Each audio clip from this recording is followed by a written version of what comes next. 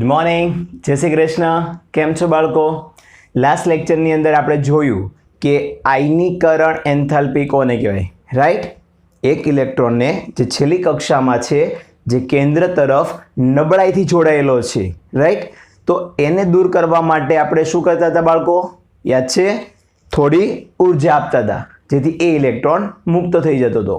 પણ એ ઉર્જાને આપણે નામ આપ્યું હતું બેટા, આયનીકરણ એન્થાલ્પી, કે જે તમારી દર્પણમાં હતી નહીં, તો મેં લખાઈ હતી. આઈ હોપ બધાએ લખી કાઢીએ છીએ અને સરસ અક્ષરે નોટમાં ઉતારી પણ લીધી છે. આજના લેક્ચરની શરૂઆત પાછા હતા એમને આપણે દર્પણમાં આવી જઈશું બાળકો, અને એના ક્વેશ્ચન પ્રમાણે ચાલશું. ક્વેશ્ચન નંબર આપણે 36 પહોંચ્યા હતા. હા યા ના? તો આજના લેક્ચરમાં આપણે 3 પ્રશ્નો જોવાના છે, 36, 37, 38. પણ પ્રશ્ન સિક્વન્સમાં નથી. જેમ કે પહેલાં હું 37 નંબરનો પ્રશ્ન સમજાવીશ, પછી હું તમને 38 સમજાવીશ અને પછી 36 સમજાવીશ. હવે આવું કેમ કરવા માંગુ છું? એ માટે કારણ કે જે પ્રશ્નો છે એ ઉલટ સુલટ છે. તમને આ થિયરી આવડે તો 38માં નહીં આવડશે, આ બંને આવડે તો 36 નંબર આવડે. એટલે આપણે શરૂઆત કરશું બેટા કયા નંબરના ક્વેશ્ચનથી? 37 નંબરના પ્રશ્નથી. આઈ હોપ બધાને મજા આવતી છે, દરેક વસ્તુ સમજાતી છે, અને જો કોઈ વસ્તુમાં ડાઉટ છે બેફિકર મને પૂછી શકો છો બાળકો. ઓકે, ચલો આજના લેક્ચરની શરૂઆત કરીએ. ક્વેશ્ચન નંબર 37 શું કહે છે કે સામાન્ય રીતે એક જ આવર્તમાં રહેલા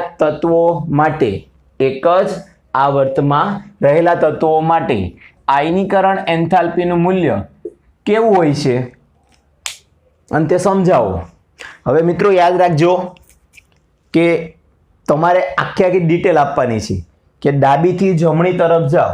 આપણે ખાલી આવર્તની વિશે જ માહિતી આપવાની છે કે ડાબીથી જમણી તરફ ગયા તો આયનીકરણ એન્થાલ્પીનું મૂલ્ય વધશે કે ઘટશે, અને વધે છે કે ઘટે છે તો શા માટે એવું થાય છે, એક કારણ આપવાનું છે. એટલે આપણી અહીં થિયરી 37 નંબરની પૂરી થાય. બરોબર? ચલો પ્રશ્નની શરૂઆત કરીએ એ પહેલાં થોડી સમજૂતી આપવી પડે, અથવા એનો સારાંશ લખવું પડે. શું? તો કે સામાન્ય રીતે જ્યારે આપણે આવર્તમાં જઈએ છીએ, ક્યાંથી ક્યાં? ડાબીથી જમણી. તો ડાબીથી જમણી તરફ જઈએ ત્યારે આગળ વધતા જઈએ તો આયનીકરણ એન્થાલ્પીનું મૂલ્ય પણ વધે છે. તો કહેવાનો અર્થ શું? જો હું ડાબીથી જમણી તરફ જાઉં તો જેમ જેમ તત્વ આવતો જશે એમ એમ એ તત્વમાં રહેલા છેલ્લા ઇલેક્ટ્રોનને દૂર કરવા માટે મારે વધારે ઉર્જા આપવી પડશે. કહેવાનો અર્થ શું થયો? જો એક ઉદાહરણ આપું કે આયનીકરણ એન્થાલ્પી છે ને બેટા, એક શોર્ટ ટ્રીક આપું યાદ રાખવા માટે. આયનીકરણ એન્થાલ્પી અને તમારી પરમાણ્વીય ત્રિજ્યા, આ બંને વચ્ચે ગાઢ સંબંધ છે, એકબીજા સાથે સંકળાયેલા છે. કઈ રીતે સંકળાયેલા છે? તો પહેલા આપણે પરમાણ્વીય ત્રિજ્યા વિશે આપણે જાણીએ છીએ કે જે વસ્તુ ડાબી સાઈડ હોય છે એના કદ કેવો હોય છે બેટા? મોટા હોય છે. તો મોટા કદવાળા આ બાજુ હોય છે. જેમ જેમ તમે ડાબીથી જમણી તરફ જાઓ એમ કદમાં શું થાય છે? ઘટાડો થાય છે. હવે ઘટાડો કેમ થાય છે એની થિયરી આપણે આગળ ચલાવી દીધી, રાઈટ? કે કેન્દ્રનો વીજભાર વધતો હોય, ધન વીજભાર, તો એ બાહ્યતમ કક્ષાના ઇલેક્ટ્રોનને ખેંચી કાઢે છે, માટે એનું કદ કેવું થઈ જાય છે? નાનું થઈ જાય છે. કઈ દિશામાં જતા? તો કે ડાબીથી જમણી તરફ આવર્તમાં હું આગળ વધું તો એક પછી એક તત્વના કદ ઘટતા જોવા મળે છે. આવું ક્યાં થાય? આવર્તમાં થાય, રાઈટ? અને વાત જો કરું આયનીકરણ એન્થાલ્પીની, તો આયનીકરણ એન્થાલ્પી માટે એ લોકો એવું કહે છે અહીંયા વધે છે. પરમાણ્વીય ત્રિજ્યા નો ડાઉટ ઘટે છે, પણ આયનીકરણ એન્થાલ્પી શું થાય છે? વધે છે. તો આ બંને બાબતોને વચ્ચે કંઈક સંબંધ છે, અને 100% આ બંને વચ્ચે સંબંધ છે. કેમ? તો જ્યારે પણ તમે બાહ્યતમ કક્ષાના ઇલેક્ટ્રોન તરફનું આકર્ષણ બળ વધશે. કેમ? તો તમે અહીંથી ક્યાં જાઓ છો બેટા? ડાબીથી જમણી તરફ. તો કદ કેવું થયું? નાનું થયું. નાના કદમાં શું હોય? તો કે નાના કદમાં કેન્દ્રની નજીક ઇલેક્ટ્રોન આવી ગયો હોય. યસ ઓર નો?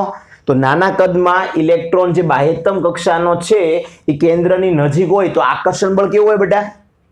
વધારે હોય ને? તો આકર્ષણ બળ વધારે હોય તો ત્યાંથી ઇલેક્ટ્રોન દૂર કરવો હોય તો ઉર્જા કેટલી આપવી પડે? વધારે આપવી પડે. આઈ હોપ કે બધાને સમજાઈ ગયું છે કે જેમ કદ નાનું થશે તેમ એના ઇલેક્ટ્રોન કેન્દ્રની પ્રત્યે વધારે આકર્ષણ બળથી જોડાયેલા છે. અને જો વધારે આકર્ષણ બળથી જોડાયેલા હોય તો સ્વાભાવિક છે કે ઇલેક્ટ્રોનને દૂર કરવા માટે ઉર્જા કેવી આપવી પડે બેટા? વધારે. તો આજે ઇલેક્ટ્રોનને દૂર કરવા માટે તમે ઉર્જા આપો છો એને શું નામ આપ્યું આપણે? આયનીકરણ એન્થાલ્પી. હા યા ના? તો વાત સાચી. જેમ જેમ તમે ડાબીથી જમણી તરફ જશો તેમ પરમાણુ ત્રિજ્યા ઘટશે અને એ કદ ઘટવાના કારણે ત્યાં રહેલા ઇલેક્ટ્રોનને દૂર કરવા માટે આયનીકરણ એન્થાલ્પી તમારે વધારે ને વધારે આપવી પડે છે. શોર્ટમાં જો મેં લખ્યું છે બેટા કે બાહ્યતમ કક્ષામાં જે ઇલેક્ટ્રોન હશે અહીંયા, યસ ઓર નો? હવે તમે જોઈ શકો છો કે કદ વચ્ચે કેટલું છે અંતર? વધારે. અંતર ઘટ્યું. ઇલેક્ટ્રોન અને ધન વીજભાર વચ્ચેનું અંતર જેમ જેમ ડાબીથી જમણી તરફ ગયા એમ ઘટ્યું. ઘટ્યું મતલબ શું થાય? આકર્ષણ વધ્યું છે. તો એ આકર્ષણ વધવાના કારણે તમારે ઇલેક્ટ્રોન દૂર કરવા માટે ડેલ્ટા IH એટલે કે આયનીકરણ એન્થાલ્પી કેવી આપવી પડશે બેટા? વધારે આપવી પડે છે. તમે બુકમાંથી પ્રશ્નને વ્યવસ્થિત વાંચી શકો છો. હું અહીં તમને સમજાવું છું. ઓકે બાળકો? ચલો હવે શું થાય તો કે જ્યારે પણ આવર્તમાં તમે ડાબીથી જમણી બાજુ જાઓ, આવર્તમાં ડાબીથી જમણી બાજુ આપણે આગળ વધીએ એમ શું થાય છે તો જ્યારે જઈએ છે ને ત્યારે ક્રમશઃ એક એક ઇલેક્ટ્રોન આગળ ઉમેરાતા જાય છે. સ્વાભાવિક છે. હવે તમે આવર્તમાં ડાબીથી જમણી તરફ જાઓ તો એક એક તત્વ આગળ વધશે. હવે એક એક તત્વ આગળ વધશે તો એ કક્ષામાં એક એક ઇલેક્ટ્રોન ઉમેરાય છે. પણ જેમ જેમ આમ આગળ વધતા જાઓ એમ શું થાય? કક્ષામાં ઇલેક્ટ્રોન વધતા જાય. વધે યા ન વધે? વધે ને? હા. તો શું થાય તો જેમ જેમ ઇલેક્ટ્રોન વધતા જાય ને બેટા એમ આપણે આગળ ભણી ગયા છે કે ઇલેક્ટ્રોન અહીં જે ઉમેરાય છે, આવર્તમાં જે ઇલેક્ટ્રોન ઉમેરાય છે એ એક જ કક્ષામાં છે, નવી કક્ષામાં નથી. આ એક જ કક્ષામાં ઇલેક્ટ્રોન ઉમેરાતા હોય છે. ક્યારે? જ્યારે આવર્તમાં ચાલીએ ત્યારે. કારણ કે આવર્ત એટલે એક જ કક્ષા થઈ કહેવાય. તમે જે તે આવર્તમાં ચાલો એ એક જ કક્ષા હોય અને જેમ જેમ આગળ ચાલો એમ ઇલેક્ટ્રોન બધા એક જ કક્ષામાં ગોઠવાતા હોય છે. પરિણામે શું થાય કે એ ત્યાં ને ત્યાં સર્કલમાં ગોઠવાયા રાખે અને કેન્દ્રનો વીજભાર જેમ જેમ ઇલેક્ટ્રોન ગોઠવાય એમ વધતો જાય. તો એ સર્કલમાંના બધા ઇલેક્ટ્રોનને શું કરી નાખે બેટા? ખેંચી કાઢે. અને આવું કરે ત્યારે શું થાય છે તો યાદ રાખજો, જે હવે હું સમજાવું. પરિણામે તમારી બાહ્યતમ કક્ષાનો જે ઇલેક્ટ્રોન છે, બાહ્યતમ કક્ષાનો ઇલેક્ટ્રોન છે એ કેન્દ્ર તરફ વધારે આકર્ષિત થવા લાગે છે. જે આપણે ભણ્યા, વધારે આકર્ષિત થાય તો શું થાય? તેની અંદરની આંતરિક કક્ષાના ઇલેક્ટ્રોનનું ઢાલ એટલે કે શિલ્ડિંગ અસર નબળી પડે છે. આ શું કહેવા માંગે છે? તો બાળકો મેં તમને આગળ એક થિયરી સમજાવી લીધી. અહીં સમજાવવા માટે સાફ કરી નાખું છું કે અહીંયા કેન્દ્ર હોય, કેન્દ્રની આસપાસ શું હોય બેટા? કક્ષા હોય. યસ ઓર નો? અને કક્ષામાં જે છેલ્લી કક્ષામાં ઇલેક્ટ્રોન રહેલો હોય કેન્દ્રથી કેવો હોય? દૂર હોય. અને એને કેન્દ્ર પ્રત્યે આકર્ષણ બળ કેવું હોય? તે હકીકતમાં છેલ્લા ઇલેક્ટ્રોન માટે આકર્ષણ બળ કેવું હોય? ઓછું હોય. એ ઓછું થવાનું કારણ શું? તે કે એની અંદરની કક્ષા, આંતરિક કક્ષા એ શું બની ગયું હોય? તે કેન્દ્રની પ્રત્યે આમ ઢાલ બની ગઈ. ઢાળ બનવાના કારણે શું થાય? એક કવર બનાવે, શિલ્ડિંગ કહેવાય ઇંગ્લિશમાં એને. તો એ શિલ્ડ બનાવી નાખ્યું હોય એટલે અંદરનો બધો પોઝિટિવ પાવર બહાર જઈ શકે નહીં. બહાર ન જાય તો આ ઇલેક્ટ્રોન અંદર ખેંચાય નહીં. પણ જ્યારે તમે આવર્તમાં ચાલો છો ને બાળકો ત્યારે શું થાય છે કે જેમ જેમ તમે આવર્તમાં એક એક ઇલેક્ટ્રોન ઉમેરતા જશો બેટા, આવર્તમાં ડાબીથી જમણી તરફ જશો એમ શું થાય કે અહીંયા ઇલેક્ટ્રોન વધતા જાય અને એ ઇલેક્ટ્રોન વધવાની સાથે શું થાય તે કેન્દ્રનો ધન વીજભાર એ વધતો જાય. અને એક સમય એવો આવી જાય કે આ કેન્દ્રનો ધન વીજભાર એટલો વધતો જાય કે એની આસપાસનું આ શિલ્ડ રહ્યું ને બેટા એ પણ નબળું પડી જાય. અને આસપાસની ઢાલ નબળી પડે તો કેન્દ્રનો વીજભાર બધો ક્યાં જાય? બહાર જાય. અને પછી બાહ્યતમ કક્ષાના ઇલેક્ટ્રોનને શું કરે બેટા? ખેંચે.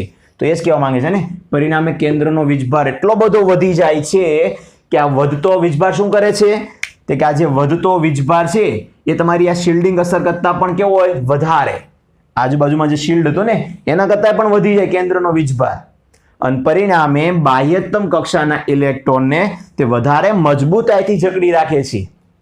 હવે મજબૂતાઈથી પકડી રાખે તો શું થાય? પરમાણુની ત્રિજ્યા ઘટે. સ્વાભાવિક છે કે વચ્ચેનો વીજભાર બહાર જાય તો ઇલેક્ટ્રોનને પોતાની તરફ ખેંચે તો આ કદ જે મોટું દેખાય છે કેવું થઈ જાય બેટા? નાનું. અને પરમાણુની ત્રિજ્યા ઘટે. આનો અર્થ એવો થયો કે ત્યાં રહેલા દૂર રહેલા ઇલેક્ટ્રોન છે બરોબર, એને હવે મારે દૂર કરવા હોય તો આ કદમાં નાના કદમાં જ દૂર થશે ને. જો સમજો વીજભાર વધ્યો એટલે બધા નાના થઈ જાય તો કદ નાનું થઈ ગયું સેન્ટરની આસપાસ, કેન્દ્રની આસપાસ. તો એવો નાના કદમાંથી મારે ઇલેક્ટ્રોન દૂર કરવા હોય તો સ્વાભાવિક છે ઉર્જા કેવી આપવી પડે? વધારે આપવી પડે છે. તો આ તો 37 નંબરનો પ્રશ્ન કે જેમાં તમારે સમજાવવાનું હતું કે આયનીકરણ એન્થાલ્પીના મૂલ્યો આવર્તમાં કેવા હોય છે. તો આઈ હોપ બધાને ખબર પડી ગઈ છે. અને છતાં પણ હું બધા બાળકો માટે એક નાની એમથી ટ્રીક આપું છું, ધ્યાનથી સાંભળજો. કે જ્યારે પણ તમને કોઈ પૂછે MCQમાં કે પછી પ્રશ્નમાં કે ભાઈ આવર્ત કોષ્ટકની અંદર ડાબીથી જમણી બાજુ તરફ જતા શું થાય છે, તો જ્યારે પણ ડાબીથી જમણી બાજુ તરફ જાઓ છો તો અત્યાર સુધી કેટલા ગુણધર્મો ભણ્યા? ઘણા બધા. જેમ કે પરમાણ્વીય ત્રિજ્યા શું થાય? ઘટે.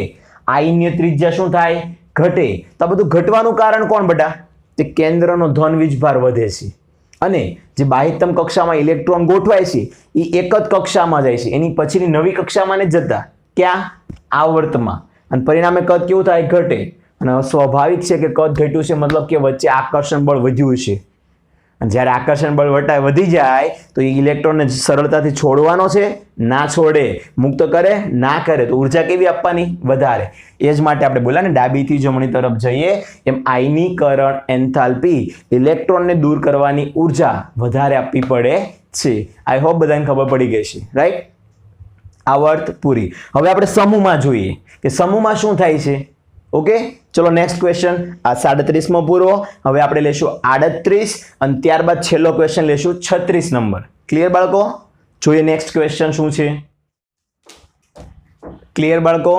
તો આવર્તમાં આયનીકરણ એન્થાલ્પી કઈ રીતે વધે છે એનો ખ્યાલ બધા બાળકોને આવી ગયો છે. તેમજ અહીંયા બુકની અંદર જે કઈ આલેખો આપ્યા હોય ને બેટા વચ્ચે નાના નાના, એ આલેખો તમારે દોરવાના નથી. વચ્ચે આપેલી કોઈ આકૃતિ તમારે દોરવાની નથી, એ જસ્ટ ખાલી જોવા માટે છે.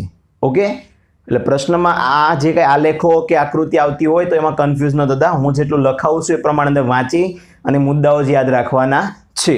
ચલો આગળના પ્રશ્નમાં જઈએ. તો 38 નંબરનો પ્રશ્ન શું કહે છે બાળકો? ધ્યાનથી વાંચો.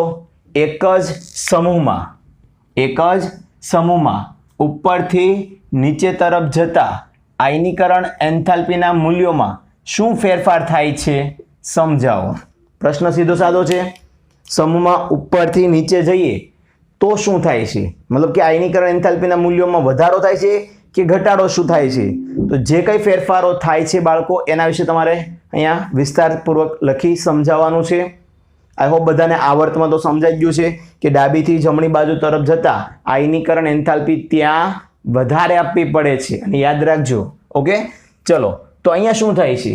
તો પહેલી બાબત આપણે આગળના પ્રશ્નમાંથી શીખ્યા. શું શીખ્યા બેટા?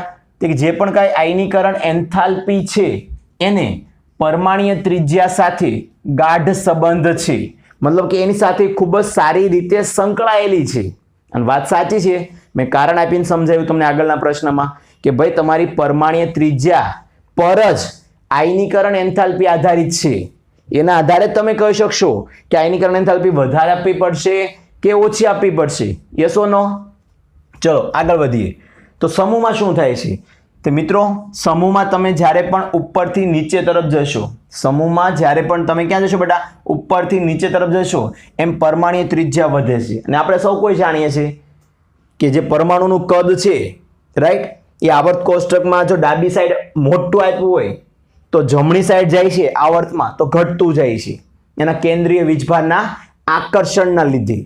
પરંતુ જ્યારે પણ આવર્ત કોષ્ટકમાં તમે નીચે જાઓ છો, એક તત્વની નીચેના બીજા તત્વને જોવો છો, એના નીચેના તત્વને જોવો છો, તો એનું કદ વિશાળ અને વિશાળ થતું જાય છે. એનું કારણ શું હતું? તો જેમ જેમ તત્વ તમે નીચે જોવો છો સમૂહમાં, એમ નીચેનું તત્વ એ નવી કક્ષામાં હોય છે, એની એ કક્ષામાં હોતું નથી. પરિણામે કેન્દ્રથી દૂર હોય છે. હવે કેન્દ્રથી દૂર હોય તો આકર્ષણ બળ કેવું હોય બેટા? ઓછું હોય. એટલે ત્રિજ્યા કેવી હોય? વધારે. તો આ સૌ કોઈ જાણો છો.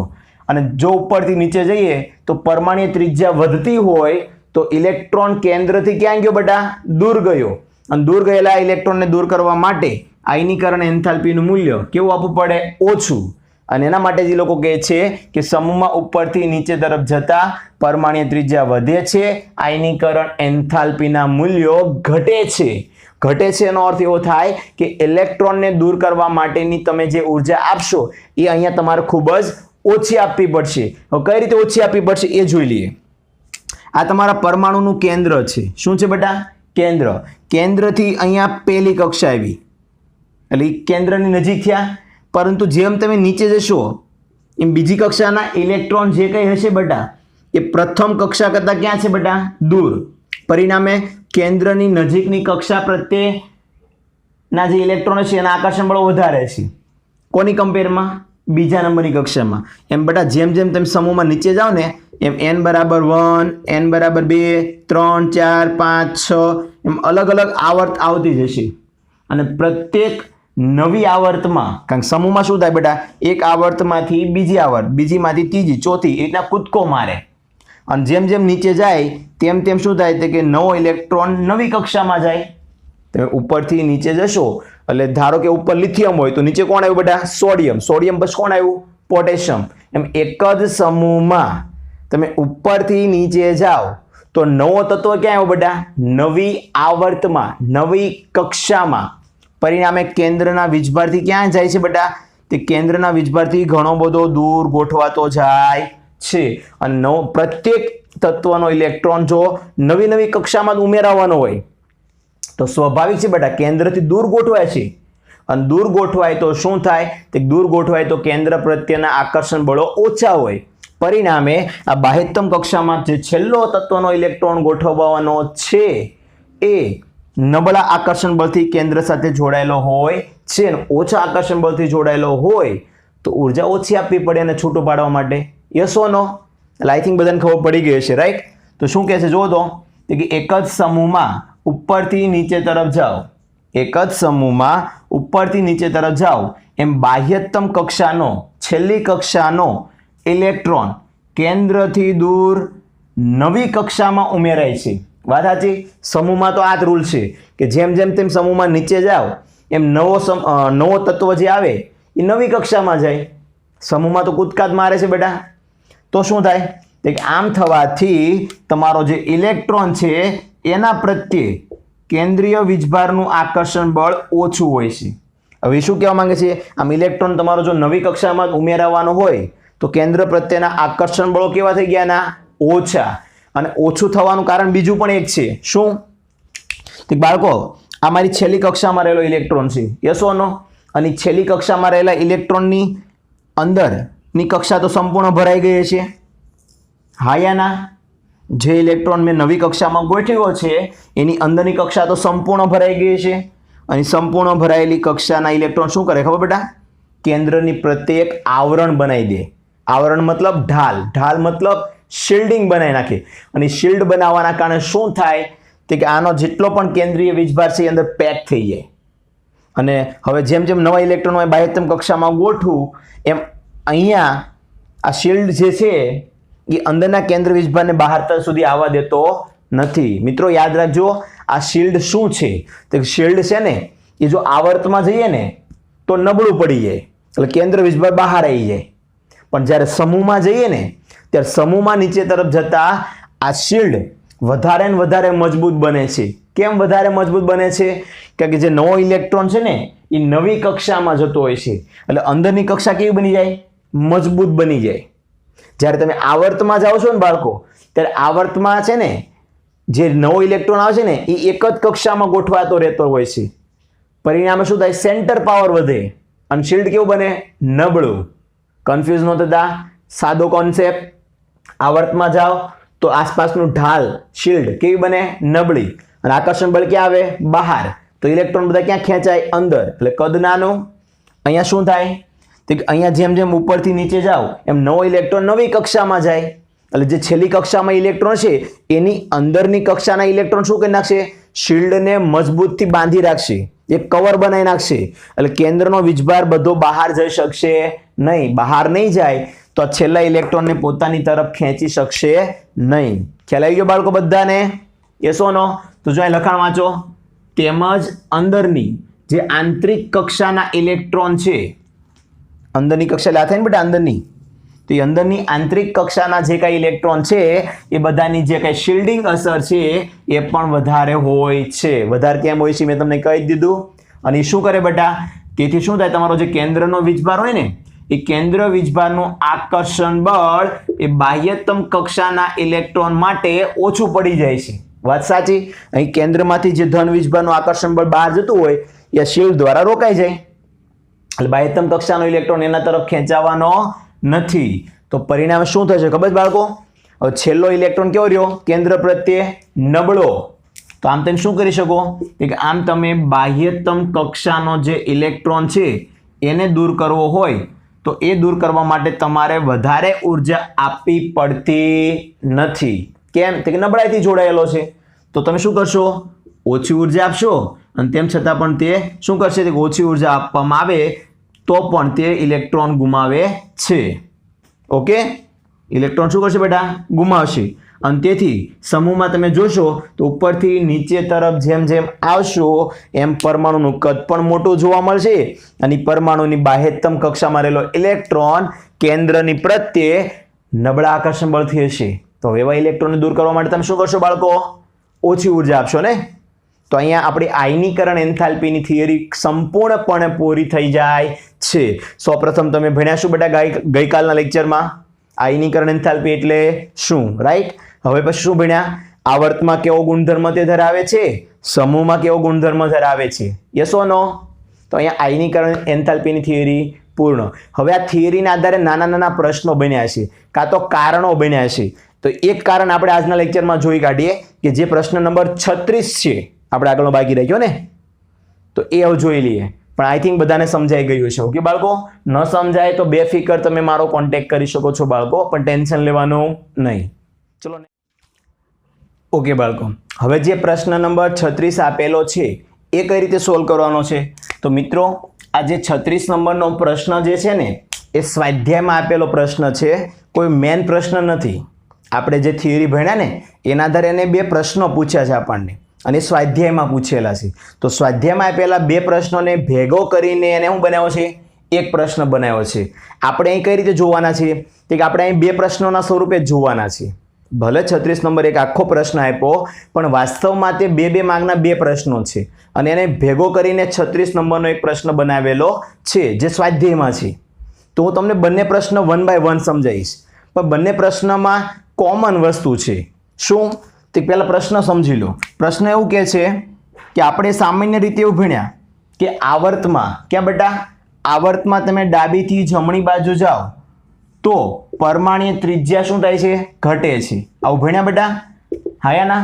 પરમાણ્વીય ત્રિજ્યા ઘટે છે. અને આયનીકરણ એન્થાલ્પી, કઈ એન્થાલ્પી બેટા?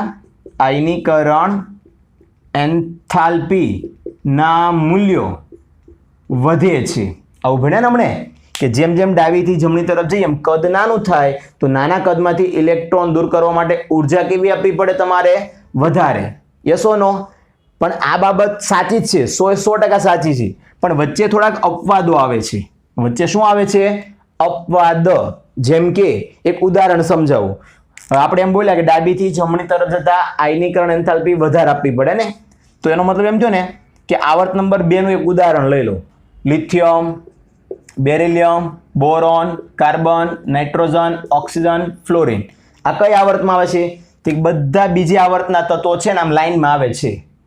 લાઈનમાં આવે છે એનો મતલબ શું થાય? કે આના કરતાં આની, એના કરતાં આની, એના કરતાં આની ક્રમશઃ આમ જઈએ એમ બધાની આયનીકરણ એન્થાલ્પીના મૂલ્યો કેવા હશે? વધારે હશે. યસ ઓર નો? પણ આવું નથી બાળકો. હકીકતમાં તમે ડાબીથી જમણી તરફ જાઓ ને એમ આયનીકરણ એન્થાલ્પીના મૂલ્યો 100% વધે છે, પણ વચ્ચે બે અપવાદ છે. કોણ? કે આ બેરિલિયમ અને બોરોન, આ નાઇટ્રોજન અને ઓક્સિજન, આ બે વચ્ચે અપવાદ આવે છે. બાકી તો બધા ઓકે જ છે કે જેમ જેમ તમે ડાબીથી જમણી તરફ જશો એમ આયનીકરણ એન્થાલ્પીના મૂલ્યો કેવા થશે? બધા વધવાના જ છે. પણ વચ્ચે બે અપવાદ આવે છે અને એ બે અપવાદોમાં એવું કહે છે કે તમે એવું કહો છો કે ડાબીથી જમણી તરફ જતા આયનીકરણ એન્થાલ્પી વધે છે. ધેટ મીન્સ કે બેરિલિયમ, આ કઈ ધાતુ છે? બેરિલિયમ. આ કઈ છે? બોરોન. બેરિલિયમ કરતાં બોરોનની આયનીકરણ એન્થાલ્પી કેવી હોવી જોઈએ? વધારે. પણ એનો પ્રશ્ન એવો છે કે વાસ્તવમાં તો બેરિલિયમની વધારે છે અને બોરોનની ઓછી છે. તો આવું શા માટે છે? મેં કીધું ને અપવાદ છે. આપણે એવું ભણ્યા કે આમ જતાં શું થાય? વધે. નો ડાઉટ વધે જ છે, પણ એમાં વચ્ચે બે અપવાદ છે ને ત્યાં ઉલટ સુલટ કરવાનું છે. જેમ કે બેરિલિયમની વધારે છે અને બોરોનની કેવી છે? ઓછી છે. એટલે આના કરતાં આની વધારે કેમ છે? કારણ કે નિયમ તો એવું કહે છે આમ જતાં વધે.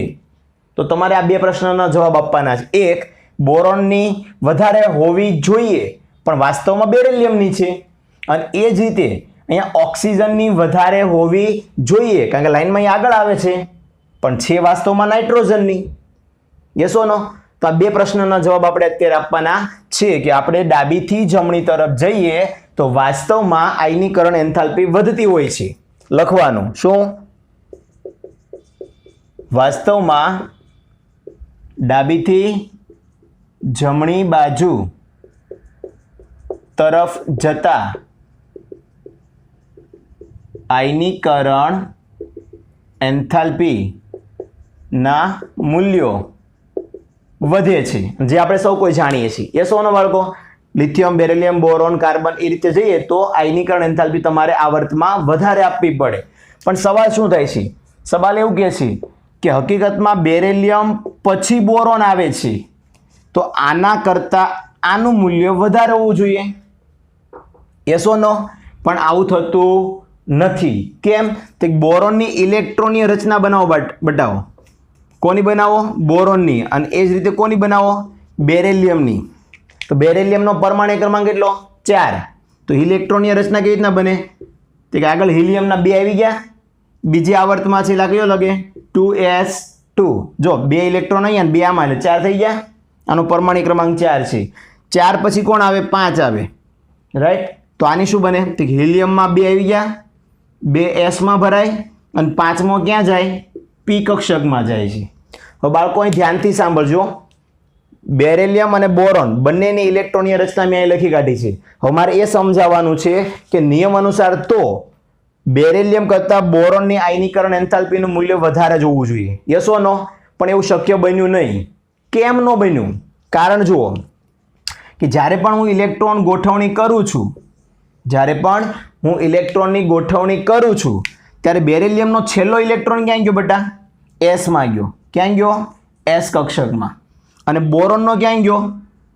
p કક્ષકમાં. બે નંબરની કક્ષા જ છે. જો 2 માં 2 જ છે એટલે બીજા નંબરની આવર્તમાં જ છે. પણ આનો ઇલેક્ટ્રોન s માં જાય છે અને આનો ક્યાં જાય છે બેટા? p માં જાય છે. અને સૌ કોઈ જાણો છો કે s કક્ષક છે અને p કક્ષક છે, એમાં s કક્ષક એ કેન્દ્રની વધારે નજીક હોય. કારણ કે પહેલા શરૂઆત કોનાથી થાય બેટા? s કક્ષકથી થાય. તો s અને p એ બંને કક્ષકમાંથી વધારે કેન્દ્રની નજીક કોણ? તો કે s અને p બંને કક્ષકમાં જોવા જાઓ તો બેરિલિયમની 2s કક્ષક એ કેન્દ્રની નજીક વધારે હોય છે. તો સ્વાભાવિક છે કે 2s કક્ષક એ કેન્દ્રની નજીક હોય તો એનું કેન્દ્ર પ્રત્યેનું આકર્ષણ બળ કેવું હોય? વધારે હોય. અને જ્યારે 2p કક્ષકમાં જાઓ તો 2p કક્ષક એ કેન્દ્રથી થોડી દૂર છે, કારણ કે s કક્ષક પહેલા આવે ને પછી p કક્ષક આવે. તો s કક્ષકના ઇલેક્ટ્રોન કેન્દ્રની નજીક છે.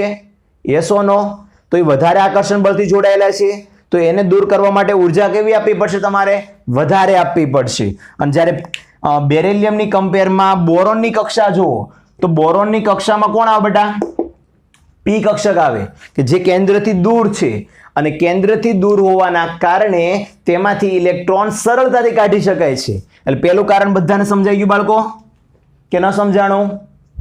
બેરિલિયમની 2s કક્ષક એ બોરોનની 2p કક્ષક કરતાં કેન્દ્રની નજીક વધારે છે.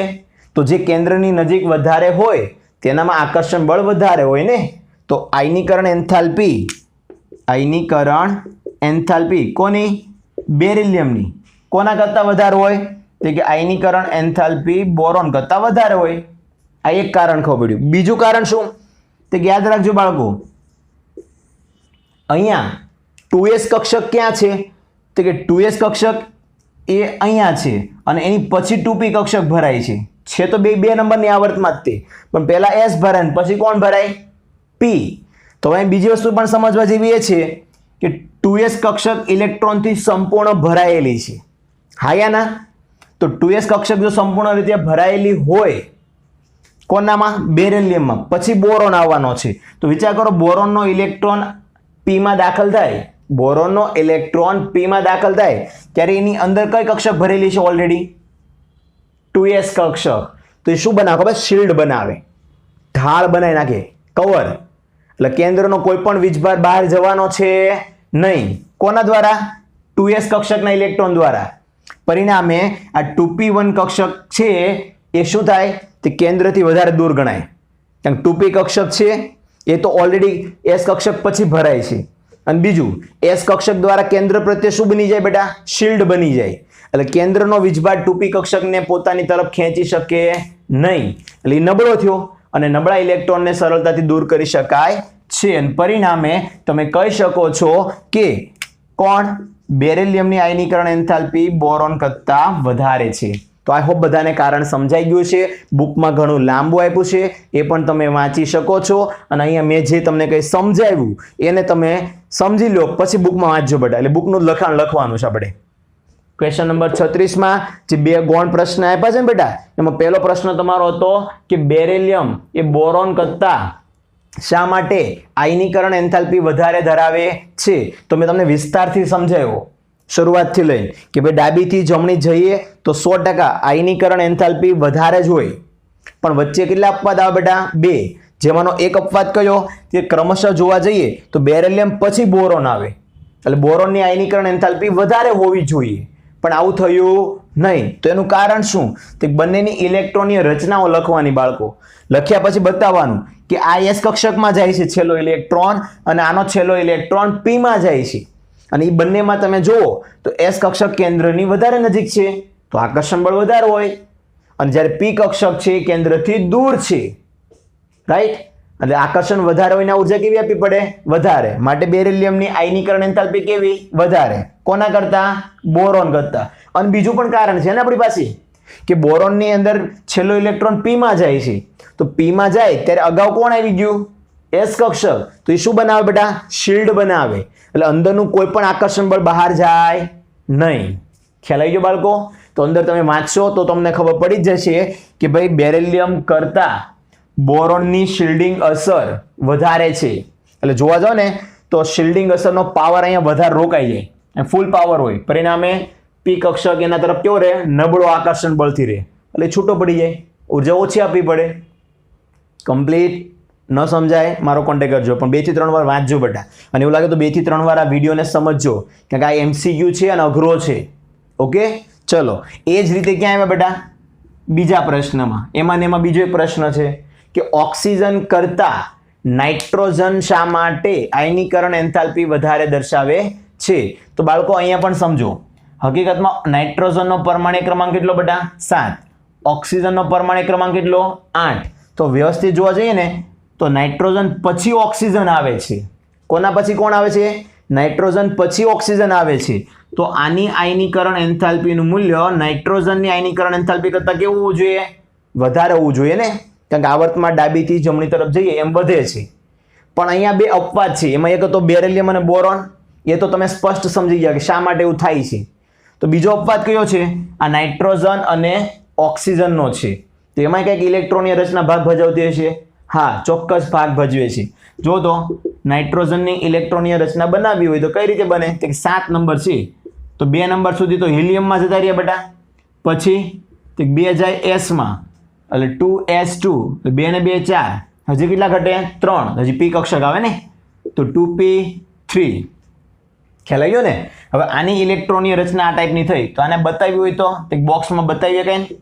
આગળ લખવાનો હિલિયમ, પછી s નો બ્લોક કેટલો આવે? તો કે s પાસે એક જ બ્લોક છે, તો આમાં ઇલેક્ટ્રોન કઈ રીતે ગોઠવાના હોય? એક ઉપર એક નીચે. બાજુમાં કોણ છે બેટા? તો કે આ 2s ની બાજુમાં છે 2p, અને તમે સૌ કોઈ જાણો છો p ની પાસે કેટલા ખાના છે? કક્ષકો 3. ઇલેક્ટ્રોન કેટલા? 3. તો હંમેશા ઇલેક્ટ્રોન કઈ રીતના ભરાય? એક પહેલો આમાં જાય, બીજો આમાં જાય, ત્રીજો આમાં જાય, એટલે 3 એ 3 માં એક એક ઇલેક્ટ્રોન આવી ગયો. હવે યાદ રાખજો, કોઈ પણ કક્ષાની અંદર કોઈ પણ કક્ષક આ ભરેલી હોય ને, એમાં ખાસિયત શું એ તમને કહું. ધારો કે p કક્ષકની વાત કરું તો બાળકો યાદ રાખજો કે p માં 3 એ 3 કક્ષકમાં એક એક ઇલેક્ટ્રોન ભરેલો હોય ને, તો આને અર્ધ ભરાયેલી આ કક્ષક કહેવાય, અર્ધ ભરાયેલી કક્ષક કહેવાય. અને એ જ રીતે ધારો કે p ની અંદર ઉપર નીચે કરીને 6 અહીં 3 ઇલેક્ટ્રોન મેં ગોઠવ્યા છે, અહીંયા 6 ઇલેક્ટ્રોન ગોઠવ્યા છે, રાઈટ? તો આને પૂર્ણ ભરાયેલી કક્ષક કહેવાય. તો આ પૂર્ણ ભરાયેલી જે કક્ષક છે એ અને અર્ધપૂર્ણ ભરાયેલી કક્ષક છે એની ખાસિયત શું? હવે તમને થતું સર આ વચ્ચે હું ટોપિક સમજાવે છે બેટા, MCQ સમજાવું છું, આ બહુ કામમાં આવશે. ઓકે, હંમેશા યાદ રાખજો, જ્યારે પણ અર્ધ ભરાયેલી કક્ષક હોય કે જ્યારે પણ પૂર્ણ ભરાયેલી કક્ષક તમને જોવા મળે ઇલેક્ટ્રોન રચના ગોઠવતા હોય ત્યારે, તો યાદ રાખજો એ સૌથી વધારે સ્થાયી છે. શું છે બેટા? સૌથી વધારે સ્થાયી ગણાય. અર્ધ ભરાયેલી કક્ષક કરતા પૂર્ણ ભરાયેલી કક્ષક એના કરતાં વધારે સ્થાયી ગણાય. પણ જ્યારે પણ અર્ધ ભરાયેલી ને પૂર્ણ ભરાયેલી કક્ષકો તમને જોવા મળે તો સમજવાનું કે સ્થાયી છે. અને કોઈ વસ્તુ સ્થાયી હોય, સ્ટેબલ હોય, તો એને તોડવા માટે, એમાંથી ઇલેક્ટ્રોન કાઢવા માટે ઉર્જા સૌથી વધારે આપવી પડે. કોઈ આમ સ્થાયી એકદમ સ્થિર હોય, એને મારે હલાવવું હોય તો સ્થિર વસ્તુ હલે નહીં તરત, તો એને હલાવવા માટે શું કરવું પડે? વધારે ઉર્જા આપવી પડે. તો એ કન્સેપ્ટ અહીં તમારે સમજવાનો હતો. તો આપણે જોયું એ પ્રમાણે અર્ધપૂર્ણ ભરાયેલી કક્ષક કેવું હોય? સ્થાયી. તો નાઇટ્રોજનમાં છેલ્લે શું આવે બેટા? P3 આવે છે. ત્રણે ત્રણમાં એક એક ગોઠવાયેલો છે. મતલબ કે નાઇટ્રોજન કેવો છે બેટા? સ્થાયી ઇલેક્ટ્રોનીય રચના ધરાવે છે. એક બાબત આપણને ખબર પડી નાઇટ્રોજનની ઇલેક્ટ્રોન રચના જોતા. હવે આપણે ઓક્સિજન માટે જોઈએ. ઓક્સિજનનો પરમાણુ ક્રમાંક કેટલો? 8. તો ઇલેક્ટ્રોનીય રચના કેવી બને? હિલિયમ, ત્યારબાદ 2s2 2p4. આ થઈ ગઈ ઓક્સિજનની. કઈ રીતે મને ખબર પડી? તો 2 હિલિયમમાં ગયા, 2 s કક્ષકમાં ગયા, 4 ક્યાં ગયા? p માં. હવે આની ઇલેક્ટ્રોનીય રચના જુઓ બેટા. તો હિલિયમ ને હિલિયમ રાખો અને s કક્ષકમાં કેટલા જોડાય? તે 2s કક્ષકમાં 2 છે, એક ઉપર એક નીચે. ત્યારબાદ 2p કક્ષકમાં કેટલા છે? તો કે 4 છે. તો એ કઈ રીતે ગોઠવાયેલા હશે? તો કે એ 4 આ રીતે ગોઠવાય બેટા. પહેલા બધામાં એક એક ગયો હશે અને ચોથો ઇલેક્ટ્રોન પાછો ક્યાં આવ્યો છે? પહેલી કક્ષકમાં અહીંયા નીચે. તો થાય શું? તો કે આ બેની ઇલેક્ટ્રોનની રચનાના બોક્સ જુઓ બેટા. અહીંયા 3 માં એક એક છે, મતલબ સ્થાયી છે. અને સ્થાયી હોય તો ઉર્જા કેવી આપવી પડે બેટા? વધારે. હવે જ્યારે તમે ઓક્સિજનની 2p કક્ષક જોશો ને, તો ઓક્સિજનની 2p કક્ષકમાં જે આ પહેલી કક્ષક છે ને, એમાં 2 ઇલેક્ટ્રોન અંદર ભરેલા છે. વિચાર કરો, 2 સમાન ઇલેક્ટ્રોન ભરેલા હોય તો ઋણ વીજભાર વચ્ચે શું થાય બેટા? અપાકર્ષણ થાય. શું થાય? અપાકર્ષણ. આમાં બધામાં એક એક ભરેલા છે એટલે એ સ્થાયી છે. પણ અહીંયા શું થાય છે કે આ 3 માં તમે જુઓ ને તો 2 ખાલી છે, મતલબ કે 2 માં એક એક છે અને 1 માં 2 છે. તો શું થાય? આખી કક્ષા હલનચલન થવા મળે. ઇલેક્ટ્રોનની મૂવમેન્ટ, ઇલેક્ટ્રોન ગતિ કરતા હોય ને પછી અંદર, તો ઇલેક્ટ્રોનની ગતિના કારણે એની પહેલી કક્ષક કેવી બની જાય બેટા? આને px કહેવાય, આને py કહેવાય અને આને pz કહેવાય. 3 કક્ષક છે ને એમાં. તો એની px કક્ષકમાં 2 ઇલેક્ટ્રોન હોવાના કારણે કેવી બની ગઈ બેટા? અસ્થાયી બને. કેવી બને? અસ્થાયી બને. અહીંયા હું ખાલી સમજાવું છું. ઓકે બેટા? લખાણ અંદર આપેલું છે, વાંચી લેજો. તો એ અસ્થાયી બને તો સ્વાભાવિક છે, અસ્થાયી હોય તો એમાંથી ઇલેક્ટ્રોન જવા માટે શું હોય? તો એમાં અસ્થાયી હોવાના કારણે ઇલેક્ટ્રોનને કંઈક લેવા દેવા જ ન હોય. થોડીક ઉર્જા પણ આપો ને બેટા, તો અહીંયા જે 2 ઇલેક્ટ્રોન દેખાય છે ને, એમાંનો એક ઇલેક્ટ્રોન તરત શું થઈ જાય બધા? મુક્ત થઈ જાય. મુક્ત મીન્સ કે જતો રહે. હવે સમજો, હું ફરીવાર રિપીટ કરું છું. શું મેં સમજાવ્યું અત્યાર સુધીમાં? કે ભાઈ નાઇટ્રોજન અને ઓક્સિજન છે, એમાં નાઇટ્રોજનનો પરમાણ્વીય ક્રમાંક કેટલો? તો તેમ સૌ કોઈ જાણો છો 7 છે. અને ઓક્સિજનનો કેટલો? 8 છે. તો હકીકત એવું કે છે નાઇટ્રોજન કરતાં ઓક્સિજન પછી આવે છે આવર્તમાં, તો એની આયનીકરણ એન્થાલ્પી વધારે હોવી જોઈએ. પણ આપણે અભ્યાસ કર્યો એ મુજબ તમને શું જાણવા મળ્યું? કે ભલે નાઇટ્રોજન પછી ઓક્સિજન આવે છે, પણ તમે નાઇટ્રોજન અને ઓક્સિજનની ઇલેક્ટ્રોનીય રચના જુઓ, ગોઠવણી જુઓ, તો ખબર પડશે કે નાઇટ્રોજનની જે છેલ્લી કક્ષક છે p, એમાં બધા એક એક ઇલેક્ટ્રોન એક એક કક્ષકમાં ગોઠવાયેલા છે p કક્ષકમાં, જેના કારણે એની સ્થાયીતા વધી ગઈ. પરિણામે એ સ્થાયી હોય તો એ સ્ટ્રોંગ થયું કહેવાય. તો એમાંથી ઇલેક્ટ્રોન કાઢવા માટે ઉર્જા વધારે આપવી પડે. અને જ્યારે હું ઓક્સિજનની ઇલેક્ટ્રોનીય રચના જોઉં તો એમાં p માં 4 ઇલેક્ટ્રોન છે. અને બાળકો યાદ રાખજો, આ p માં જે 4 ઇલેક્ટ્રોન ભરેલા છે ને, એમાં આ બંને ઇલેક્ટ્રોનને કોઈ વાંધો નથી. પણ આ જે પહેલા નંબરની px છે, એમાં જે 2 ઇલેક્ટ્રોન ભરેલા છે એ એકબીજાને ત્યાં અપાકર્ષણ અનુભવે છે. હા, જો આ બધામાં બબ્બે ભર્યા હોત તો અંદર સેટલમેન્ટ થઈ જાત, તો એને કોઈ અસ્થાયીતા આવે નહીં. પણ એમાં એકમાં ભર્યા છે 2, એટલે અસ્થાયી થયું બેટા. તો નાઇટ્રોજનની કમ્પેરિઝનમાં ઓક્સિજનના ઇલેક્ટ્રોન અસ્થાયી છે. પરિણામે હું ઓક્સિજનમાં જો થોડીક ઉર્જા આપીશ ને, તો અહીંયા રહેલો એક ઇલેક્ટ્રોન શું થઈ જશે બેટા? છૂમંતર ઉડી જશે, મુક્ત થઈ જશે.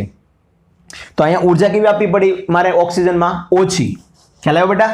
ઓક્સિજન ઓછો સ્થાયી છે, જ્યારે નાઇટ્રોજન ફૂલ સ્થાયી છે. જ્યાં સ્થાયી હોય ત્યાં વધારે ઉર્જા આપવી પડે. એટલે મેં કીધું કે ભાઈ નાઇટ્રોજન છે ને, એ ઓક્સિજન કરતાં વધારે આયનીકરણ એન્થાલ્પી ધરાવે છે. આઈ હોપ આ 36 નંબરનો પ્રશ્ન જે વિસ્તારથી અંદર વર્ણન કરીને લખેલો છે એ જ મેં વર્ણન અહીંયા બોલ્યો છું, લખ્યું નથી બેટા બહુ, કારણ કે ટોપિક તમને સમજાવવો હતો મારે. ઓકે, અને 36 અને 37 નંબરનો પ્રશ્ન એ આપણી કોઈ થિયરીમાં નથી આવતો, પણ સ્વાધ્યાયમાં પ્રશ્ન સ્વરૂપે પૂછેલો છે, તો જવાબ આપવો આપણે જરૂરી છે જે આપણે ભણ્યા એના પરથી. તો આપણે જે આયનીકરણ એન્થાલ્પીનો અભ્યાસ કર્યો બાળકો, એના પરથી 2 પ્રશ્નો નાના જે 36 નંબરમાં આપ્યા હતા એના જવાબ પણ મેં તમને વિસ્તારથી સમજાવ્યા. તો તમારે શું કરવાનું, 36, 37, 38 જે પણ કાંઈ પ્રશ્નો મેં સમજાવ્યા એને હોમવર્કમાં વ્યવસ્થિત દર્પણમાં કે કુમાર જે મટીરિયલ હોય એમાં જોઈને વ્યવસ્થિત લખીને મોકલી આપવાના. ક્લિયર? બધાને સમજાઈ ગયું? ચલો, થેન્ક યુ. જય શ્રી કૃષ્ણ.